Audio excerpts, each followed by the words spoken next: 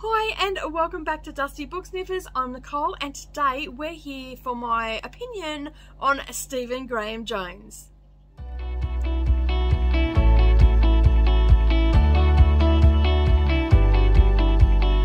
Good morning or good evening, no matter where you're watching from. Thank you so much for taking some time out of your day and spending it with me. If you are a new viewer, please hit that subscribe button and the little bell icon beside it, and then that way you're not going to miss out on any future posts. And if you're a returning subscriber, welcome back. Thank you so much for taking some more time out of your day and spending it with me while I prattle on about the books that I have read. So as I said in the intro, I am looking at Stephen Graham Jones today. So I was invited by Amanda from the Reading Writing Life. You can find her details down below, her channel, and all the details about the Stephen Graham Jones month that she is hosting at the moment. So basically what's happening is there is a group of booktubers that are all picking and reading one or two books from the Stephen Graham Jones catalogue. Some of us are seasoned Stephen Graham Jones. Some of them, like me, have never read anything of his before. So she invited me along and I thought, why not? Something different. He writes in the horror genre. I believe he predominantly writes horror. So I haven't done too much research into him because I didn't want any spoilers or anything like that. I just wanted to go into these books fairly blind. So I picked two books purely by their covers. And the first book that I picked was The Night of the Mannequins. Now I am going to only talk about this book today because my next scheduled slot is not until the 29th of June, where I will talk about Demon Theory. Now, there is also a link down below where you can find all the information all the other channels that are participating, and there is a different book being talked about every day of June, I believe. And the ones that weren't picked by people, I think Amanda is actually talking about those. I've seen a couple of hers pop up in the last couple of days. So basically, I've also left a link down there for the original video talking about it, which I think was her first video that she did for the month. All right, so The Night of the Mannequins. Now, this is my first delve into Stephen Graham Jones. I've never read anything about him. I've never read any of his books. I haven't even read a review about any of his books, but he did pop up onto my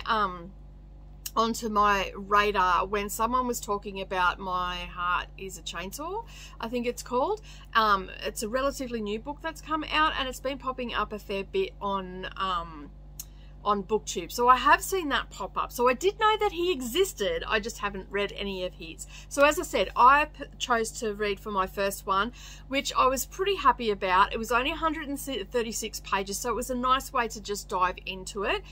It was The Night of the Mannequins, as I said, and it was published in 2020, and it is a horror short story novella. I don't know. What is the requirements for a short story and a novella? I have no idea. If you know what that is, put it down below. I mean, I could Google it, I know.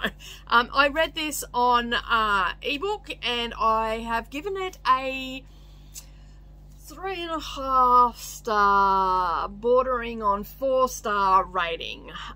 So as I said, I'm doing this because I've never read it before, and it was a great way to delve into this author with a nice short book.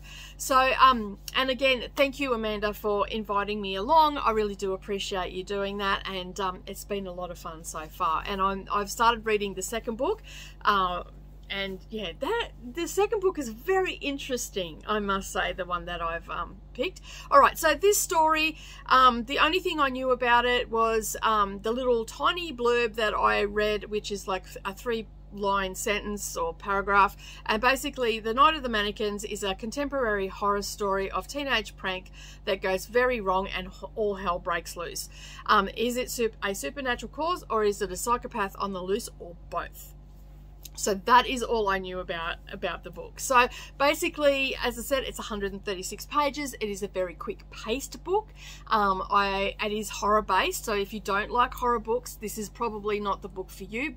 But in saying that, I felt it was more a psychological thriller with horror themes. But it wasn't graphic as such. There was a couple, well, I like slasher movies, so for me it was pretty subdued. Okay, so you know, like I like your 80s slasher movies, so like, you know, Nightmare on Elm Street, all those sort of ones. Anyway, there's a long list of them, you know. Just search 80s slasher movies and you'll see the list.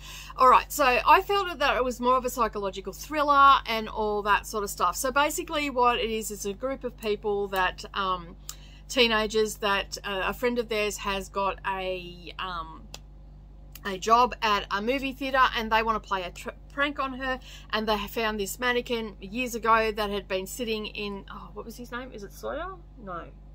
Sawyer? Yeah.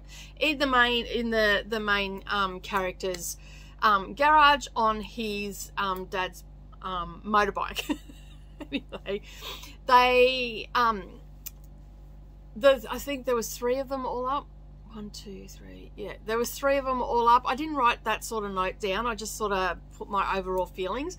So there was 3 of them. I'll go with 3. They went to the movies. They dressed up this mannequin. They smuggled it into the movies. They sat it there, and they were waiting for the usher to the manager to see it and freak out and all the rest of it. Anyway, the story took a bit of a turn, and he checked the ticket and he walked on as if the person showed him the ticket, the mannequin showed him the ticket, and then walked on. And then it sort of turned, and the main character was like, did I just see that? The mannequin walked out. Okay, at the end of the movie. Anyway, then it goes on, it moves on a little bit, and basically one of the character that works at the movie theatre, the main character is saying that you know, that she was killed and all this sort of stuff. I was really confused, okay? I'll just say it right now. I was confused on who was dead, who was alive by the end of the book. But it was a really good story. Like, yeah, like all through the book, the girl that worked at the, and this has got spoilers in it. I'm sorry, people, but I have to talk about this with spoilers. Only little bits of spoilers.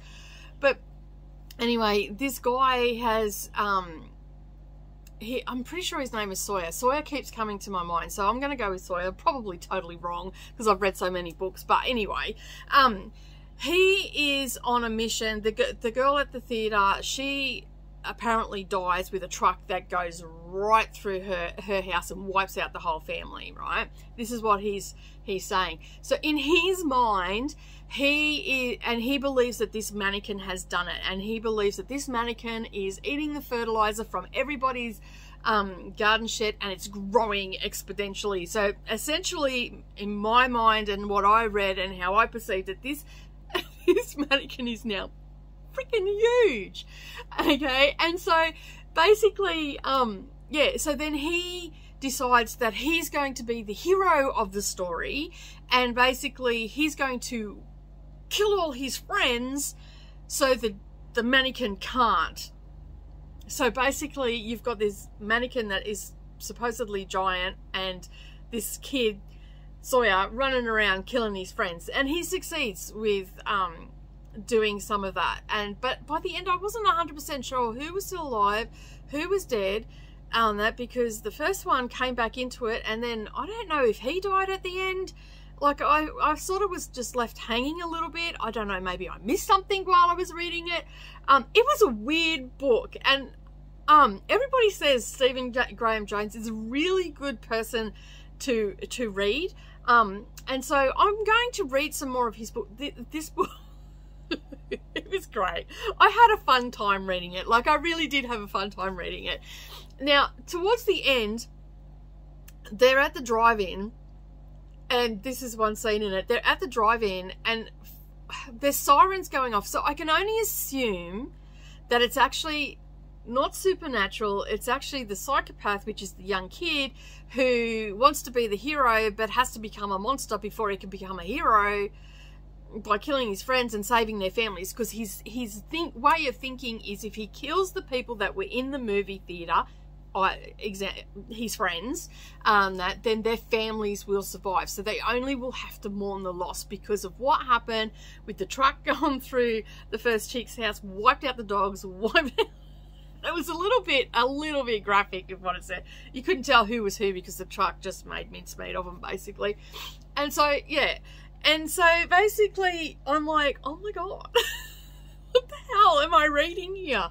And then, yeah, so he basically, his thinking behind it, or his justification, was that if I kill one, I'm doing it for the greater good. Okay, so that's sort of where he was going. And I don't really think I'm doing this book much justice, but then I think that about most of my books, and then people pick them up and read them and say how great they loved them, and and I've changed some people's minds and stuff like that. So hopefully, if you haven't read Stephen Graham Jones, I suggest you read this as a little bit of a, dipping your foot into the pool, so to speak.